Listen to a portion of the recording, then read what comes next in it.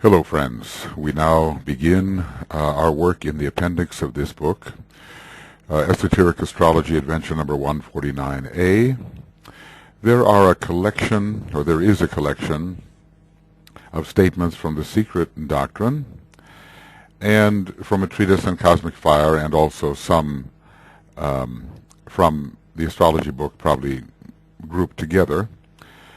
At least we can give some indications of possible lines of research and inquiry regarding these statements. We don't have in front of us the particular reference book, the Secret Doctrine, which is in 3 volumes. This I have somewhere in an old edition, in storage 7,000 miles away from here. A lot of good it will do, but even so, I can give some of my impressions regarding the thoughts in the appendix. We begin with astrology and the Secret Doctrine,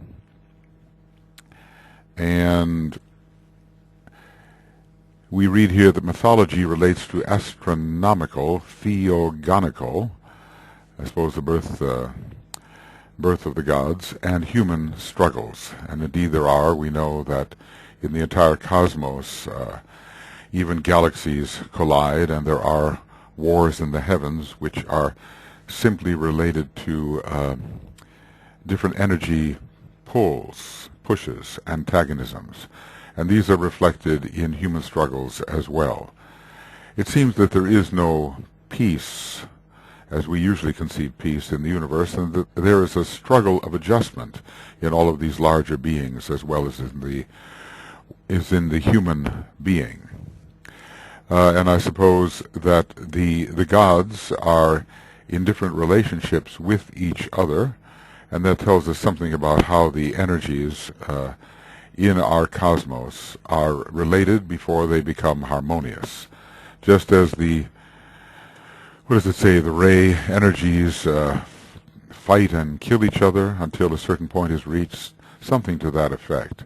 I want to find that here. And let's see, rays fight, kill, ray fight. Let's try that. No, I think we'll look at this in a different way. Here is the reference I was referring to. These 7 brothers love each other, yet each seeketh for many eons the path of hatred. They hate and kill each other until they find that which dieth not and is not hurt. Supposedly, I think, pure being. Together then they stand and serve, and through their service the 7 suns burn up. This is at the climax of any solar system, or perhaps of any logos with its 7 aspects, which are disintegrating and which are absorbed, their essence absorbed into a synthesizing unit. So in the beginning, the ray types as well, those human beings who are reflections of the rays, do seek the path of hatred. They certainly have the path of misunderstanding, and that frequently leads to hostile, antagonistic interaction. You just have to look at the way the 6th ray during the age of Pisces treated both the 7th ray types, the magicians, and the 5th ray types, the scientists. I've mentioned this before. This is an example on a lower level of ignorance of this kind of misunderstanding and hatred. So there is war in the heavens, and DK describes that in relation to the first solar system also. The struggle for existence and survival of the fittest reigned supreme from the moment that cosmos manifested into being.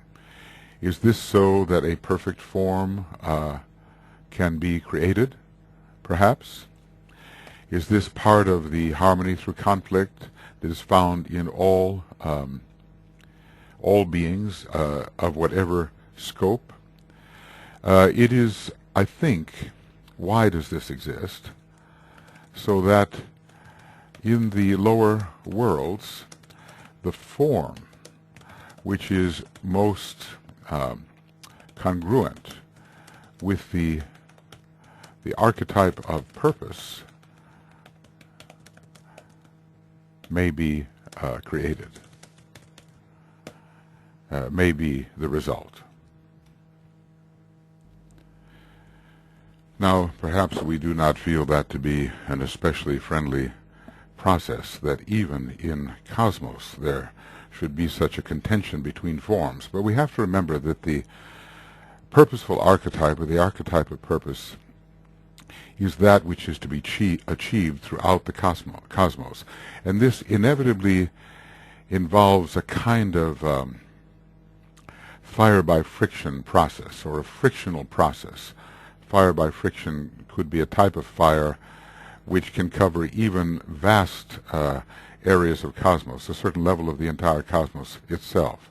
So there is a harmony through conflict interplay, because there is not a complete intelligence that exists in the various contending forms.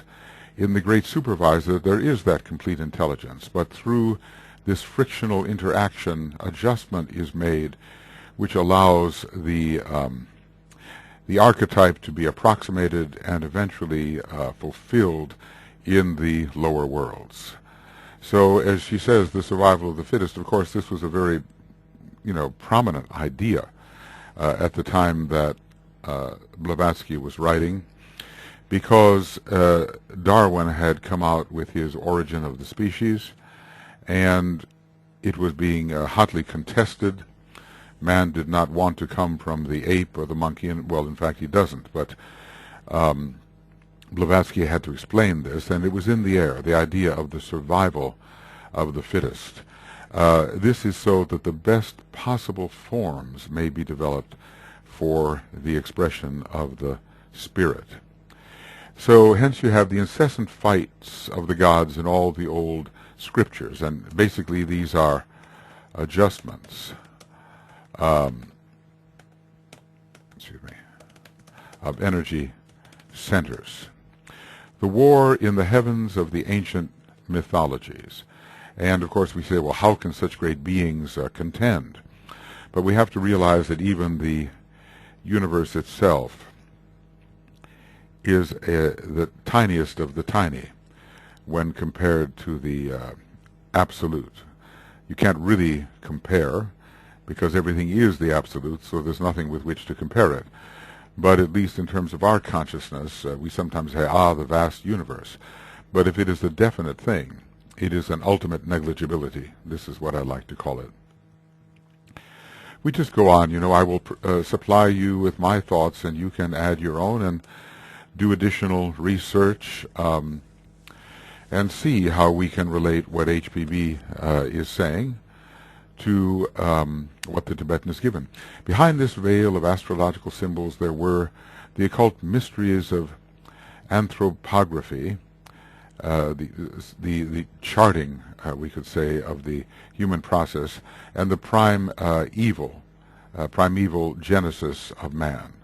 So, in essence, we know but little of that which brought the astrological symbols into being, and they contain much more anent man than their present interpretation would suggest. It's like the Masonic symbols. The entire history of humanity and the entire process of initiation is securely, sometimes the Tibetan uses the word entombed within these Masonic symbols. In this way, the story of the race is preserved for us, and thus it is with the various astrological symbols as well. If you look at them, the one dividing into the many is shown in relation to Aries. the marriage of the sun and the moon, in a way, is shown in Taurus. The idea of the consciousness which leads to the greatest light, and the idea of the sun. So the circle and the half circle there are involved, Taurus being a great sign of illumination, and yet a sign of form, and that is suggested. The idea of the division of the sexes is given in Gemini, and the great polarities which a man must unite through the treading of the central path, which is found once he enters through the opposites into the halls of wisdom. And so we could go and deal with the occult history of man by looking at the signs of the Zodiac. I think that is what she is suggesting here. Of course, that's a whole subject in itself, a huge one. Astrology existed before astronomy. Well, that's quite a statement. Astrology is the psycho-spiritual interpretation of astronomical measurements. So let's say astrology is the psycho-spiritual interpretation of astronomical measurements. It's as if the astronomy is related to physical process, and astrology is the interpretation in psychological and spiritual terms of the physical process extant within our universe. So astrology is the psychological and spiritual interpretation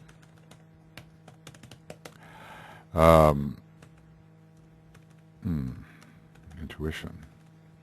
I think it's time, the word interpretation is used so much that I think it's time to make it a little abbreviated. Interpretation. Interpretation. Right.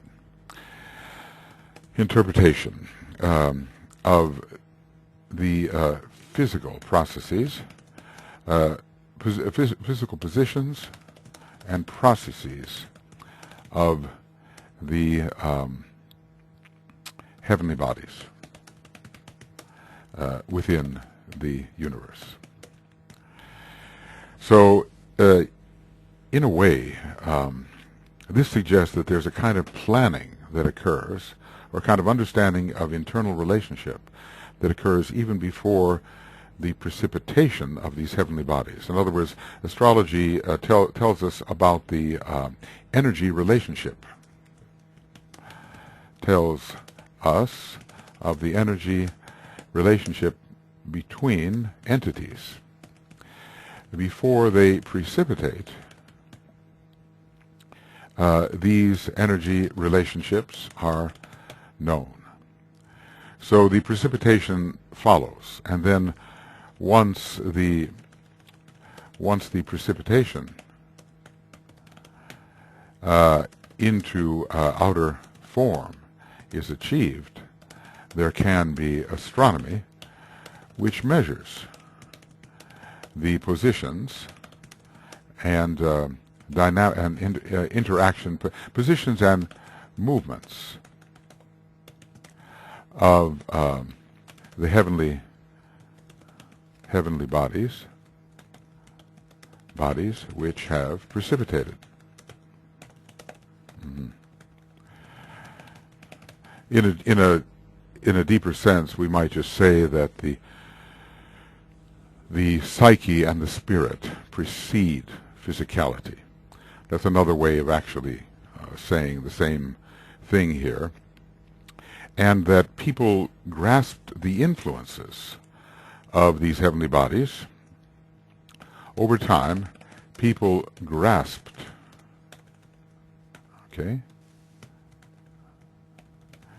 the influences of these heavenly bodies before they measured their cycles and their positions and cycles, and studied their physicality, as modern astrophysicists do.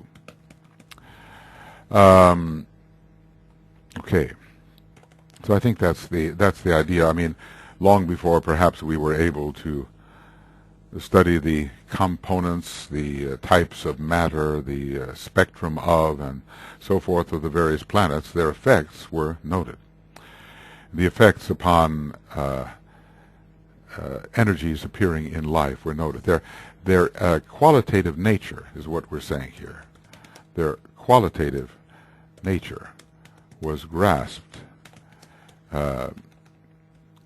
before the intensive physical study of their physical properties, although probably those in the hierarchy knew those as well. But for the human race as a whole, they were the gods, the heavenly bodies were the gods, and they had effects, and those effects were noted before all of the mathematics was applied later to the positions and movements of the heavenly bodies. Astrology, or the adoration of the heavenly host, is the natural result of only half-revealed astrology. Hence divine astrology for the initiates and superstitious astrology for the profane. There is the sense that, I have to go back here.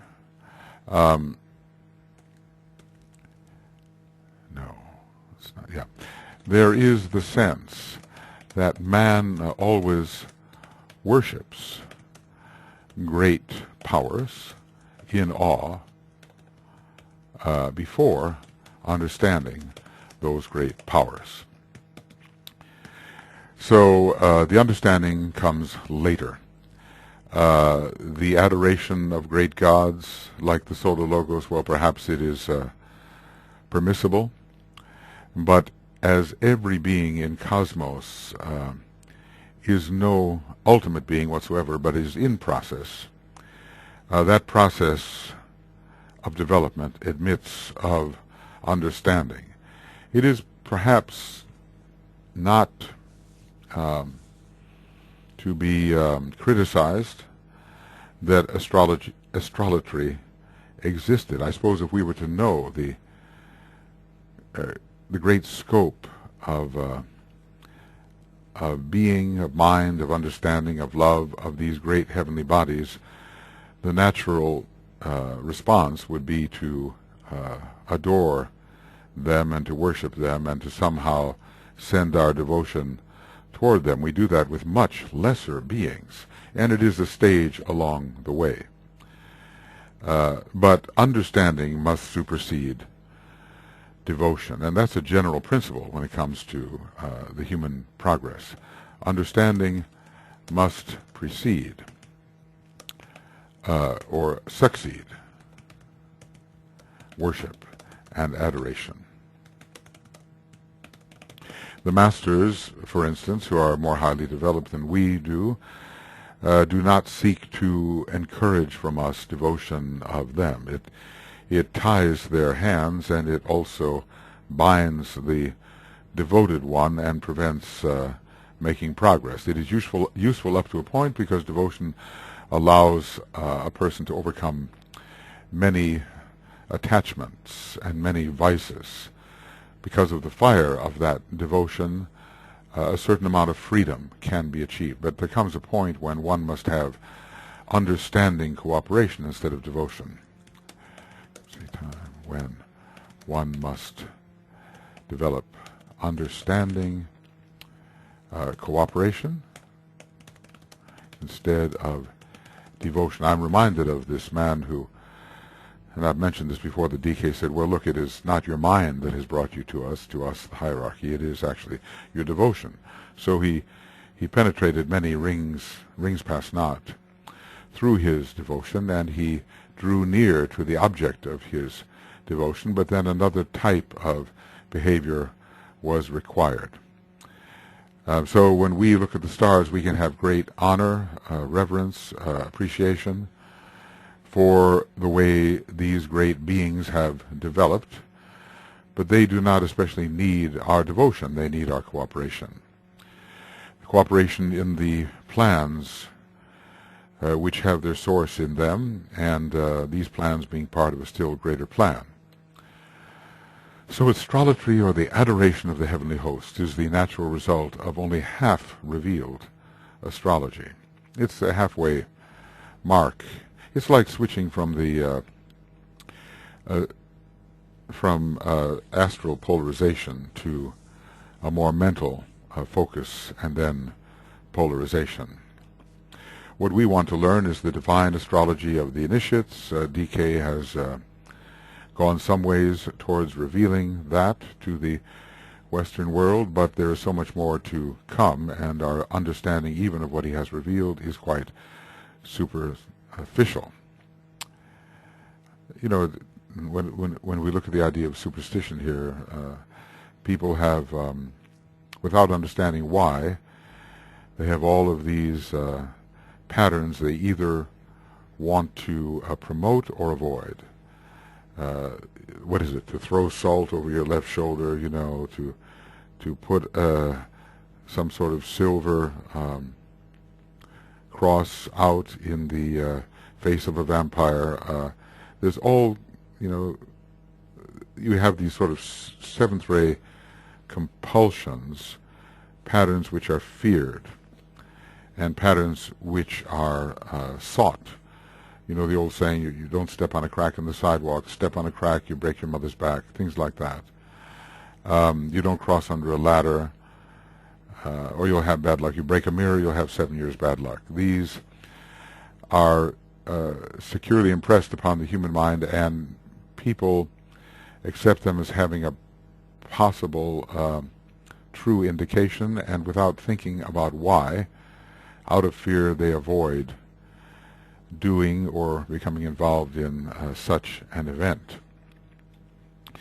That is a superstition. It is a relationship based with the higher powers, a relationship based on ignorance, a relationship, an apparent relationship with the higher powers based on ignorance. Ignorance, yes, okay.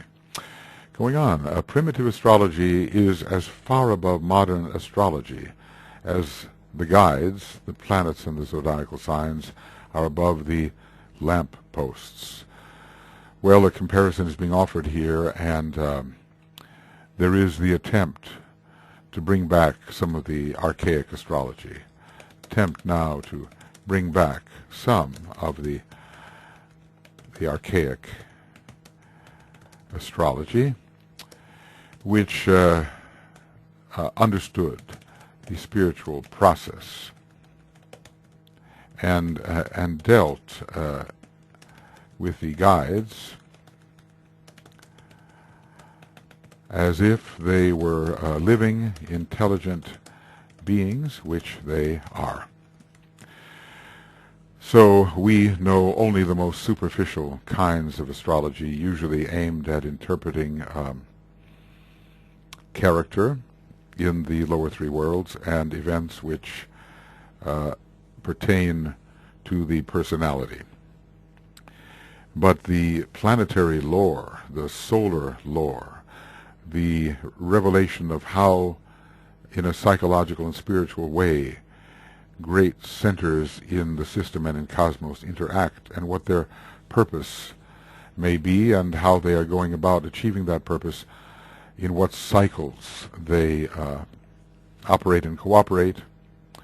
All of this is the province of what she's calling here primitive astrology.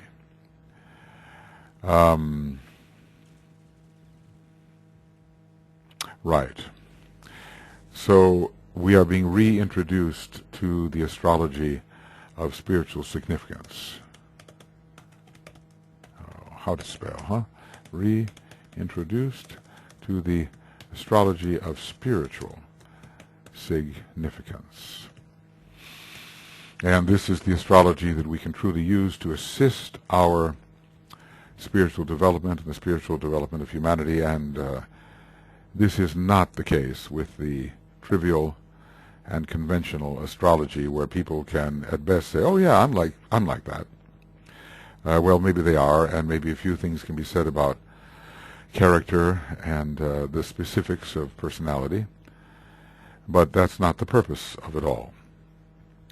The purpose is to assist with the unfoldment of the plan in any one or upon any one of the heavenly bodies, and the fulfillment of the archetypal purpose, which has been conceived in the ideation of the deity, whatever deity we may be speaking of. Well, astrology has left its internal imprint upon the world, it says from the Secret Doctrine, Volume 3, 342, and this is voiced so often by this statement like this: maybe there is something to it. There's kind of a deep-seated and unconscious belief in astrology. After all, we were alive in Atlantean times and in Chaldean times when it was a great excuse me, method of interpreting life. And all those memories exist with us. I mean, the days of our weeks are even named for the heavenly bodies. And our religions are related to astrology, even though that is the attempt to disguise that is often found. But if we can go into the religions, and we will see that their enactments are related to astronomical events, astrologically interpreted. So if DK tells us it is the greatest and the oldest of all the sciences, that's exactly what he means. Astrology is as old as the universe. We're talking about it's the great science of relations, essentially. Astrology is the great science of relations. I'd like that. Between the emanated entities of cosmos. Maybe there is no astrology when we have but one being, because it is, after all, the science of relations, or the science of relations, or of relationships. So if we want to know how moving bodies, which are emanations of the one, will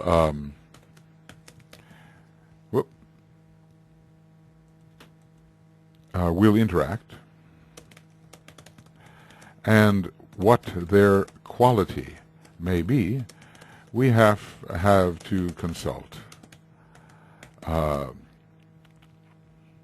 primeval, I'll put it this way, primeval astrology, from the very beginning of cosmos, extant from the very beginning of cosmos. So my goal in this will be simply to give a few suggestive thoughts which can prove as leads for other connections to be considered, connections in relation to what the Secret Doctrine has stated. Astrology is built upon the mystic and intimate connection between the heavenly bodies and mankind. And when we say mystic, I think we mean mysterious, not easily understood, understood only by those with extra sensory perception of a high kind.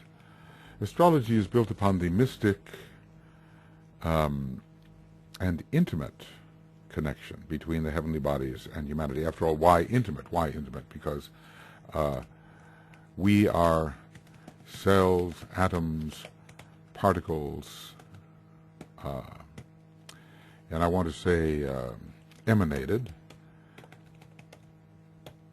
cells, atoms, and particles in these heavenly bodies, or in these heavenly bodies.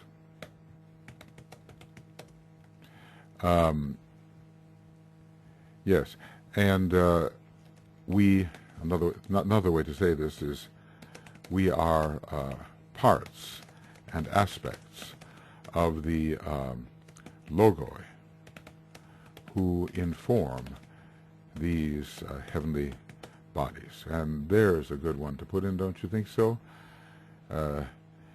HVB, heavenly body. That's one. And then another one would be HVBS, heavenly bodies. Looks like when dealing with Blavatsky here, we're going to have quite a bit of that kind of wording with the heavenly bodies and mankind. So we actually are part of the heavenly bodies. We're part of the logoi that work through the heavenly bodies, and is one of the great secrets of initiation and one of the great occult mysteries. In other words, the old idea, really, how does astrology work? And I have attempted at various times to talk about interpenetration and emanation and resonance, but it's a deep matter. Some people have simply said, well, there is a coordination between astrological positions, patterns in heaven and patterns on earth, and we should simply rest content with that because that can be proven. The placement of the heavenly bodies relative to events on earth can be shown, and I think can be statistically shown, even, trying to look at when earthquakes occur in relation to the positions of Uranus, or when there are fires, the level of events, or when there are floods, and that sort of thing. Some of the superficial approaches there can be proven, but the whole idea of great logoi being in a way omnipresent throughout any system, and having emanations of themselves which are attuned to their own nature and to their cycles, and are intensified or de-intensified according to the cycles of the beings from which they have emanated. These are deeper matters. And the whole idea of the mathematics of conflict or of harmony is profoundly related to this, to these mysteries involving astrology. You remember that HPB was laying out the premises of the Secret Doctrine. She was not going into the kind of detail that DK later did in this book. We've studied now 625 pages of his book, and we understand that he thinks it's simply the ABCs, although it is further his most occult book, as he says, because it deals entirely with energy and force. So what we can expect from HBB is a good overview in places, and some statements which we can link with what the Tibetan has given us in much fuller form. Stars and constellations have an occult and mysterious influence on and connection with individuals, and also with the souls and monads of these individuals, and with groups of all kinds. And if with the latter, why? Oh, well, of course. And if with the latter, why not with races, nations, races, and mankind as a whole? And this, in the destiny of the nations, Master DK has set this forth in fairly meticulous form. In the destiny of the nations, this is set forth rather meticulously. This, again, is a claim made on the authority of the zodiacal records, and I suppose we have to be able to read these records if we would really study the history of astrology. One day we will be able to read the records of the nations and races, etc., and see the effect, let's say understand the effect which astrology has had over many millions of years. I'm sure, we're sometimes told that at the flood of Atlantis, the Hyades, which are in the constellation Taurus and which are related to weeping, to the downflow of water, were very active at the time of the flood. And probably, at the destruction of Lemuria and destruction of Atlantis, we will find configurations, not the common ones that we often look for, just the planetary aspects, but configurations which will suggest these great events, especially when united with ray cycles and some of the larger astronomical cycles, which, well, there's in the Babylonian record, I think there's a, the 3,000 and 6,000 year cycles. They're called Neros and Seros. I'm not sure which is which, but that can be determined. And greater cycles of 300,000 years, of 600,000 years, cycles of 250,000 years. These are not the common discussion among astrologers, nor are they the subjects commonly dealt with. Maybe a few researchers do that, but it doesn't come into the thinking of astrologically interested individuals.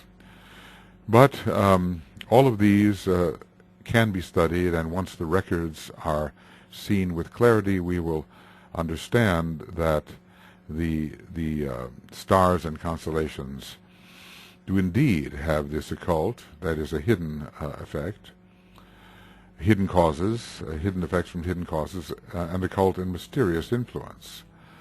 It's mysterious only because we don't really know what it is, and it's also subtle, and we have to use higher aspects of the mind and also higher perceptions in order to see and understand it. So astrology, excuse me, is extremely influential over all that happens on our planet. Astrology very influential on all aspects of our planetary life, and presumably on all aspects of the life of any planet, and also stars and constellations and galaxies are affected by an astrology appropriate to their scope. Well, we're dealing pretty much with the astrology related to the human being and his development, but the development of our own planet, our planet which has a horoscope, will be much influenced by other planets, other stars, and other constellations, and about that influence we know very little. So this is just the beginning for us. But he does tell us that the members of the astrological department work with a great selflessness, among the most selfless workers in the entire collection of those who are higher beings.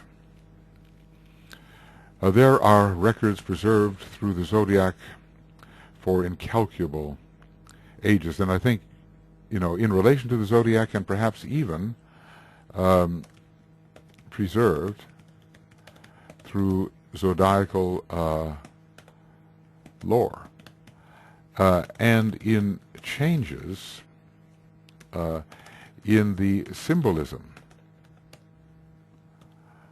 of the zodiacal constellations and signs. Well, he tells us about Sagittarius that it was once symbolized by the fusion of the man and the horse, and then symbolized by the horse on its rider. Excuse me, the horse and its rider. Then symbolized by the bow itself, and then by just a fragment of the bow and the arrow. So there's been an evolution of symbolism in some cases, and that will tell us something about the different stages through which humanity has passed in its development. For this we would have to study the symbolism of other civilizations with respect to the stars. They are called, the stars and constellations are called by different names, and they have different ideas associated with them. And if we're looking for the fullness of understanding of a particular symbol or let's say sign of the zodiac or constellation, all of these different symbols from the different cultures and civilizations will aspect each other and reveal commonalities and also useful differences. So this is a great area of study for certain scholars, and there have been those who have undertaken this type of work. Anyway, in calculable ages, we're told even that the Chaldean researches into astrology took place over hundreds of thousands of years. I guess that's what DK, or rather HPB, means by the primitive astrology being as high above contemporary astrology as the guides, the constellations and stars are above the lampposts. So the illuminative power of the ancient astrology, which is based on not only outer research, I suppose, but by research among the initiates of the time, has a tremendous intensity of light to offer humanity once we can lift ourselves out of this very materialistic consciousness in which we exist during this age. So there are great records, and of course the masters have the advantage of being able to consult these records and know a great deal more than we can possibly know. The important thing, of course, is assimilation, and knowing is one thing, but can you assimilate what is presented as knowledge? And if you cannot, then it's just a burden. Astronomy, astrology, and so on are all on the physical and not on the spiritual plane. Well, I guess this is Secret Doctrine 2, 667, I suppose, as usually studied and applied. But what we are learning now is that there is also an occult astronomy in which the great cycles of the heavenly bodies is revealed, and by means of which it is easier to offer the qualitative interpretation of these cycles. So I think, obviously, there's going to be an astrology of the causal body. There's going to be an astrology of the monad and its vehicle. If there is an astrology which will speak of the fate of our particular planetary logos and his planetary schemes and chains and globes and so forth, there's certainly going to be an astrology which deals with the higher principles of man. And already DK is telling us about this in the manner in which the zodiacal constellations affect the monad in man and his soul and his personality and even his chakras.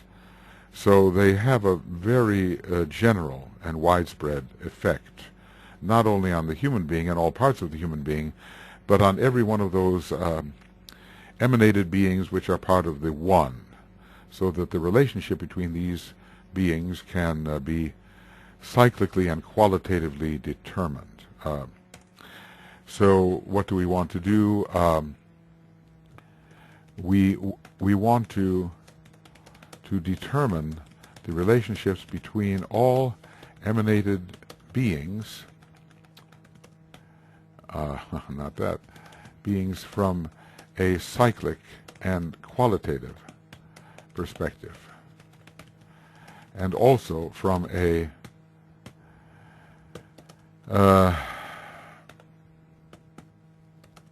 developmental perspective. And that, of course, is a far more advanced astrology with a mathematics that is inconceivable to us. He told us that there was a great revolution of the solar atom of approximately 100,000 years, but it's determined by a mathematics which is far beyond us. It's not exactly, that's a rounded out figure, and if somehow we were given the real figure, we might know or learn how it was derived and then be possessed of more knowledge than we could wisely use, and knowledge which would be dangerous in the hands of those who are still focused as personal identities. Those philosophers who study astrology, and the two things go together, you know. This is, in many ways, the third ray department. Philosophy is one of the great pursuits for those upon the third ray, as DK discusses it in Esoteric Psychology 1, mathematical and philosophical, as he discusses the pursuits of the third ray. Those philosophers who studied astrology knew that the last words of those sciences was to be sought in and expected from the occult forces emanating from the constellations. So they differentiated in their minds the constellations from the signs, and they knew that the constellations as bodies of great constellational logoi.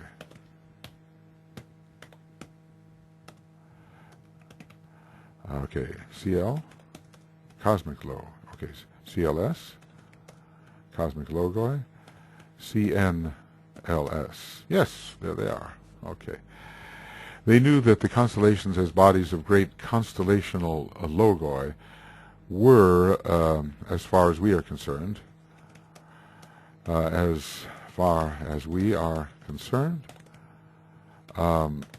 the emanating sources. Because, you know, we always want to know, where do these energies come from? And why are they present? What is their the source from which they flow at different times according to different cycles? And it is the logoi of constellations that are responsible for the outflow of energies, just as we are the logoi of our little personal egoic system. We the monad are the logos of our little system, and we have all these instruments, and our determinations have a lot to do with what is expressed through our instruments. I suppose our instruments have a natural form of expression based on certain cycles, like how fast does the astral body revolve upon itself, or the mental body, or the causal body, is the causal body in revolution, and so forth. Those things will determine the kinds of radiation we give forth and the quality and the timing of that radiation. But the inner determinations of the logos also are very important, because we can change our radiation through our decision. We know that even on a lower level, we simply change the energy we give off by a decision. And so it is that if you study astrology, you're going to be dealing with occult forces emanating from constellations, but ultimately as a result of the life process of the logoi who inform those constellations. So ultimately as a result of the life process and consciousness of the logoi who inform those constellations. Well, you know, statements here from HBB, they do make you think, don't they? We're at that point, aren't we? Then, you know, DK has told us a lot. We've thought about what he has said, not completely, of course, but we've made many correlations, and we've seen many possible interactions between the energies which he has discussed. And now HBB is talking about astrology from a large perspective, and we want to make links between what DK has said and what she appears to be saying. We do have to remember that HPB was one of the students of Master DK and did serve, in a sense, as an amanuensis for Master DK during the writing of her Secret Doctrine. I don't know to what extent during Isis Unveiled. I mean, she knew a lot by herself, and she wrote a lot more by herself than Alice Bailey, well, at least in her major books. Alice Bailey wrote her own books, but HPB, in the major books for which she was responsible, the proportion of her writing to that of what that Master DK gave her is probably a lot greater. She, of course, was a high initiate at the time, probably an arhat, and probably a little bit in advance of Alice Bailey. And from what we understand by Helena Roerich, HPB is now a master and has made her way to the central stronghold, which suggests to me Shambhala. Well, she's on the first ray, after all, at least in her soul. We don't know monadically. A little more here. In the presence of the eternal conformity of the divisions of the Zodiac and of the names of the planets applied in the same order everywhere and always, and in the presence of the impossibility of attributing it all to chance and coincidence, a very great antiquity must be allowed for the Zodiac, or shall we say, allowed for the conception of the Zodiac as a form of thought in many ancient cultures. Well, we do know that there is a great hidden wisdom for which Shambhala is the repository. So, in a way, with the founding of the ancient temple of Ibez on the physical plane, some of this wisdom was going to be given out by the maybe the god kings of the time, some 17 million years ago, almost inconceivable. We tend to think, that man was a veritable monkey at that time, or in such a low and degenerate state that there wasn't much difference between him and the ape. But there was a great temple in which the secrets within the wisdom of Shambhala were shared as they could be shared with the humanity of the period. So how far back does our record go? I'm sure, if some of our records go back to Atlantis and the Surya Siddhanta by the great giant astrologer, Asurya Maya, an Atlantean astrologer of great proportion, physically as well, one of the giants, I suppose. That takes us back to Atlantean times, and yet it's a contemporary book studied in India and studied by those people in the West who are interested in it.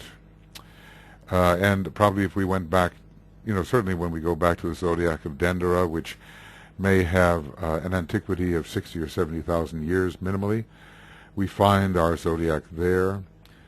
We don't have extant records of these earlier cultures. The masters do. We have some Atlantean fragments, and even in the case of the Surya Siddhanta, a great treatise. But of course nobody believes that it was actually written by an Atlantean in Atlantean times, or maybe 4 million years ago. And if we were able to go back to Lemuria, we'd find that it had its own type of astrological thought. And DK talks about the various zodiacs of 8 and of 10 and of 11 and so forth, which existed in ancient times. So there was a great source for all of this knowledge, a central source, and from the central source and its initiates, the knowledge went forth into different cultures, and then of course was adapted by those cultures and civilizations according to their nature. But the ancient landmarks were, as it were, preserved, and there are so many similarities in the names of the planets and the qualities that they are said to distribute, and the names of the signs of the zodiac and their qualities and so forth, that we have to see the similarities and the impossibility of such exact correspondences being a result purely of chance. chance and coincidence. No, there was a plan in it all, and from the central stronghold, from that great repository of unfettered enlightenment, great knowledge went forth and proved to be the foundation of the mysteries, even though the mysteries were differently given in different nations and cultures and root races. But there are always these ancient landmarks of the mysteries, and the landmarks are never to be disturbed, and this is preserved for us in the approach of modern and ancient Masons as well. Well, it's kind of fun to discuss these things and let the thought associate with what we have learned from DK. Well, you know, the Zodiac, the zodiacal constellations are, in fact, according to DK, the heart and head center of the one about whom naught may be said.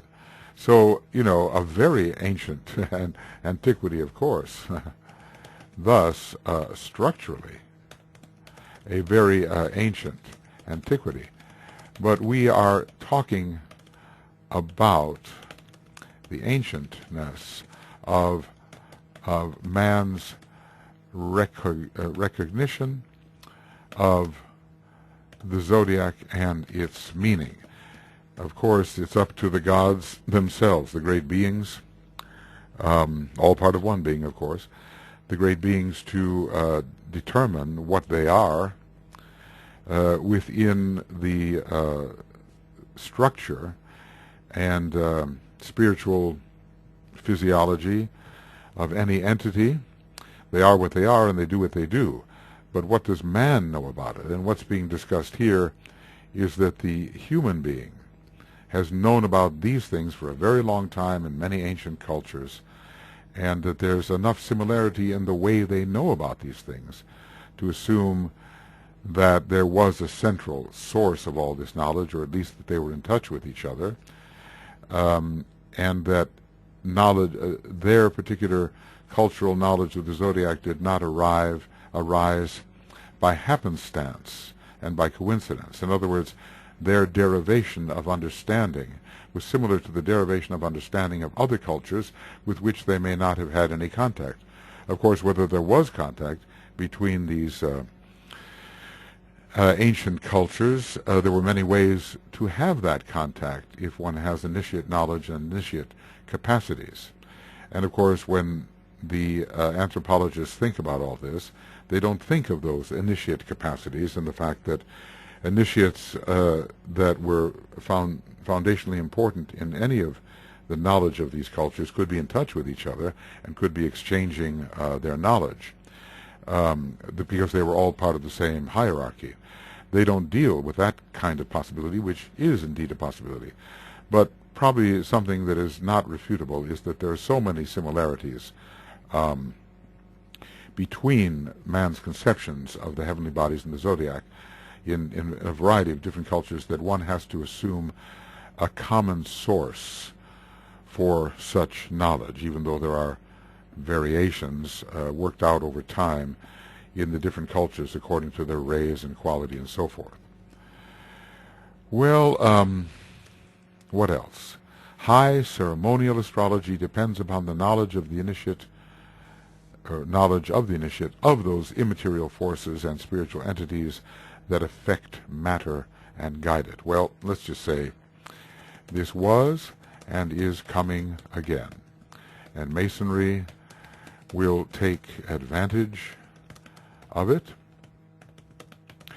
and also the church in its rituals, however we describe the church. I mean, when I say that, I mean religious institutions of various cultures. But let's put it like this: the church, although it's quite a Christian term, of the New World religion will take advantage of this, because we can work with the devas associated with the different planets and with the different constellations, and there's a whole descending transformational stream of Devic energy, which in a way connects the great sources with our own present situation, and which makes it possible for us to come in alignment reasonably well with at least the Devic forces and energies which are representing those great sources,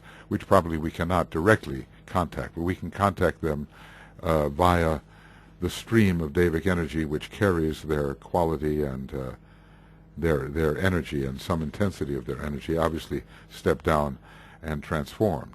So high ceremonial astrology is for good purposes, to accomplish something on this earth which is in line with the plan, and to enlist the cooperation of Devic forces which are directly aligned with the energies which must make their impact in various combinations in order to see the plan worked out and expressed upon our planet.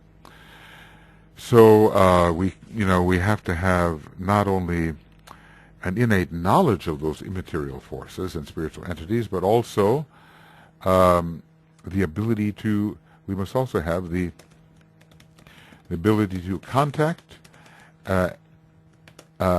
invoke, and cooperate with those inner beings. We need that.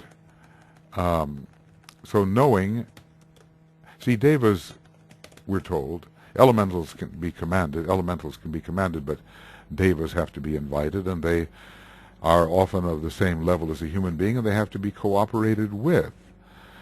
So they cannot be compelled. Maybe the lower Devic forces can somewhat be compelled, but the cooperation is what we're talking about here. So we have to know the laws. Even if we're going to deal with devas of a lower nature than we are, we have to know the laws by which they can be guided, manipulated, controlled, and it has to be for good purposes and in line with the building functions for which they are responsible. So there's much occult knowledge that's needed to carry out high ceremonial astrology. I doubt that there is much of that going on anymore, but one day, again, there will be in the church and in Masonry, and probably in astrological fraternities which desire to cooperate with the plan and to bring about on earth those manifestations which depend upon the right use of energy, the source of which is the heavenly bodies. All right, I think we are far enough along where we can say that this is the,